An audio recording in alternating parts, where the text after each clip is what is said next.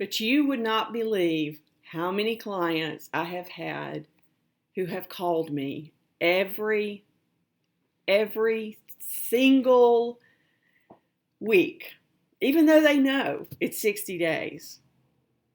Can I get married? Can I get married now? Can I get married now? Can I get married now? Can I get married now? Can I get married now? Can I get married now? And, at first, I'm always like, no, you need to wait the 60 days. No, it's still 60 days.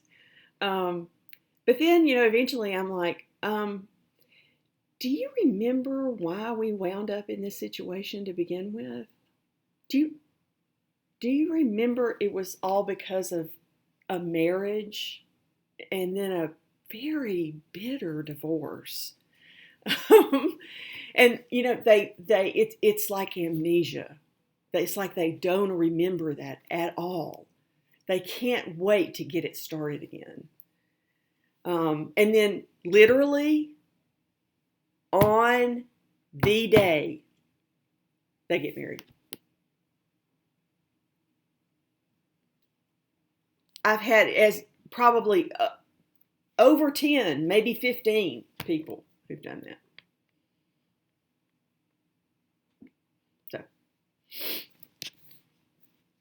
Strange but true. So, the contested divorce. In trial, a paralegal's work cannot be undervalued. There are so many things that a good paralegal can do to help trial go smoothly. Paralegals can, first of all, the trial notebook. A trial notebook is a binder that contains everything needed to present your case in court.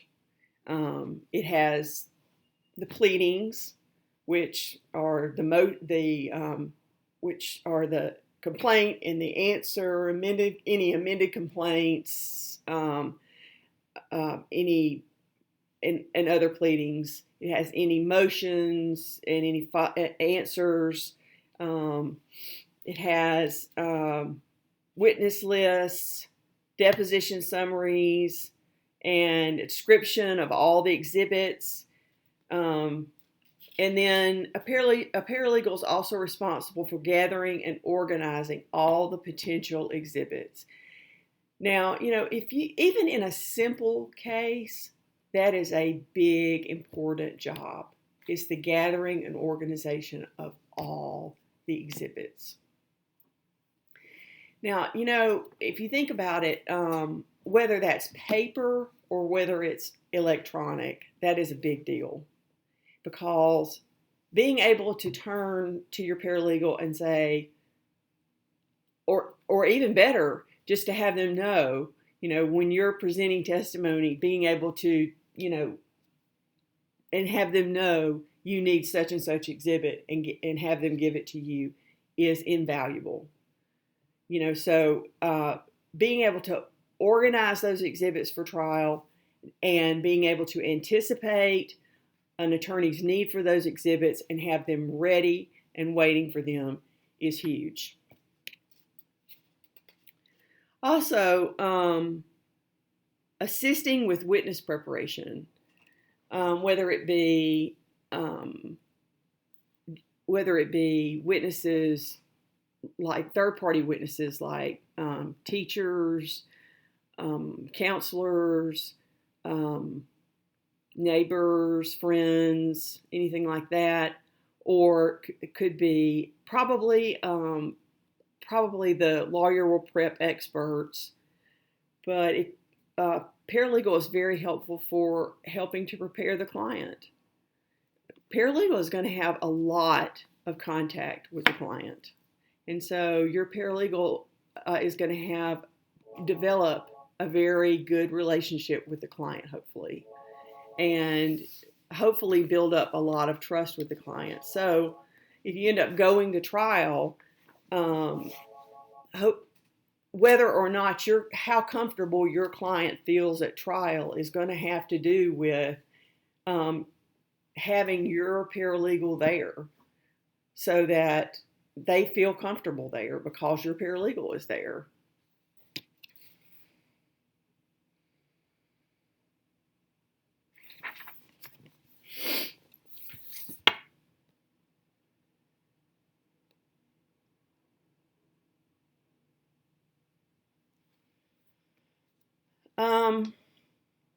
So on page 530, post-trial motions, there is a motion for a new trial, which is asking the court to set aside the judgment and order a new trial. And that's usually based on saying that a prejudicial error was made that affected the outcome of the trial.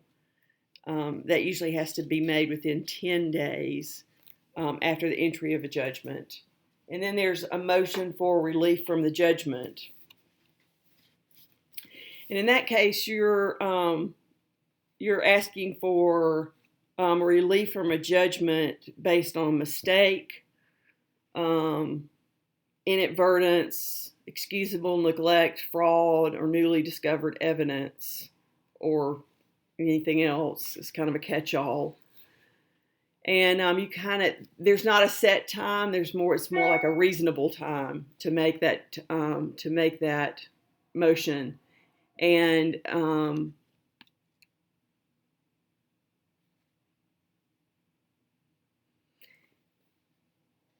it's generally seen to be kind of a motion that is given in an extraordinary circumstance. So let's look at appeals. Appeals from divorce actions are not routinely. Let's say this: trials in divorce cases are not routinely overturned. The standard is an abuse of discretion standard. So when trial courts look at it, they're not combing through the evidence, seeing, oh, do we agree with this, or do we agree with that? Oh, he should have thought this, or she should have thought, looking at the judge, no, she should have thought that. They're not going to do that. They're not going to re-look at the evidence. What they do is they look and they see whether or not the judge abused their discretion in that case, which is not going to be looking at that case with a microscope. And the result of that is that, for instance, the last year that statistics were available was 2018, and in 2018, only 12% of the cases that were appealed were reversed. So generally speaking, appeals courts leave the judging to the trial courts in divorce cases. And, if you think about it, you can see why. Because these are very fact-driven cases. They have to do with the facts of people's lives. And these are not, if appeals courts are not going to comb through the facts, then, they need to leave them alone. I mean, unless they see the trial court wielding their discretion in an improper way, because the trial courts are the ones that hear all the details of these people's lives, and they make the decision of custody, of alimony, of child, well, not child support. I mean, that's pretty much a done deal, but they are the ones that make those decisions based on hearing all that testimony. And so they are the proper ones to make those decisions. And so, that's the rationale, for the appeals court not getting involved, basically, except in extreme cases.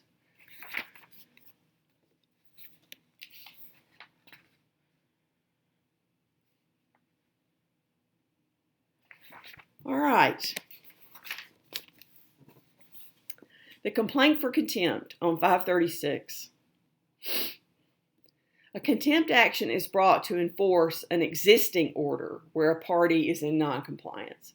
So if you have an order for child support and a party is not paying, then you can bring an action for contempt.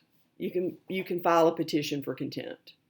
Or if you have an order for visitation that allows you visitation with your child on Saturdays and Mondays, but the other person is not allowing you to visit with your child, then you can file a petition for contempt. They call it a complaint for contempt. Then in that action, by seeking enforcement, then you seek basically you're seeking to validate the original order that ordered the visitation or ordered the child support. And in those cases, it's not unusual for the person who is